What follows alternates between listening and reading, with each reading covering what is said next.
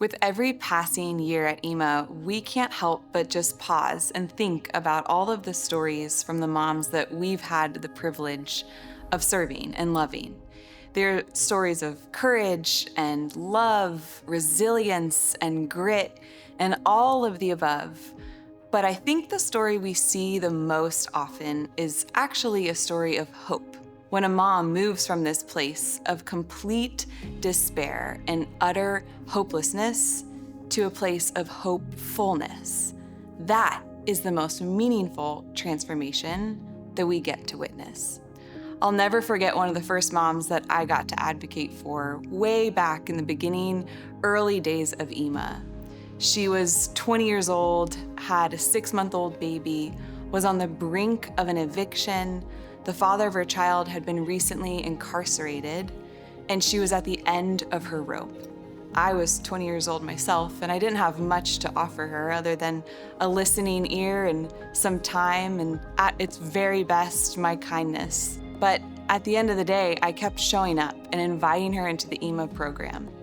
She rejected me over and over and over again because she was angry and untrusting at anyone else that could possibly leave her disappointed again.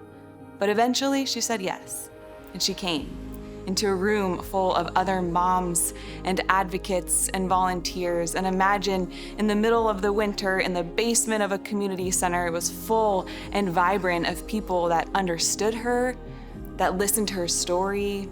There was kids everywhere and toddlers and crackers smushed into the carpet and all of the above. And we spent the next hour and a half talking about our visions for ourselves, our dreams and our goals as moms and as families.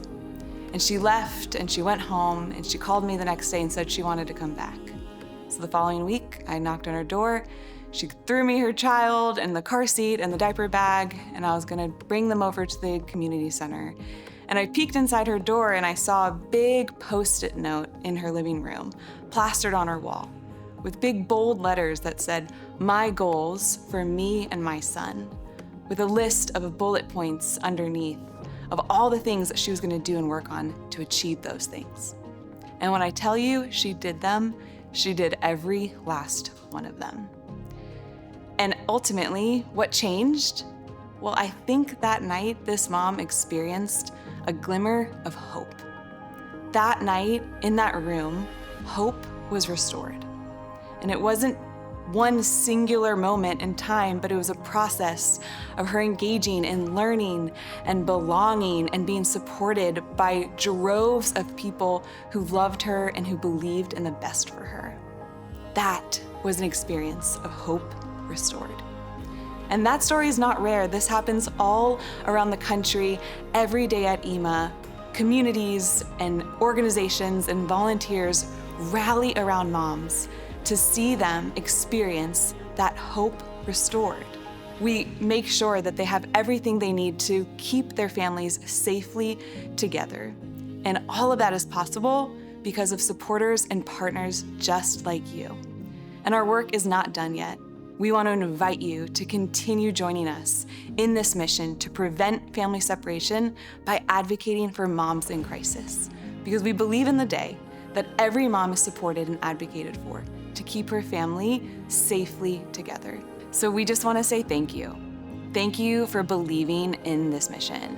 Because every time you give, every time you volunteer, every time you share about our work, you become a part of restoring hope. So from everyone at EMA, we just want to say thank you again and wish you all the warmest holidays and Merry Christmas.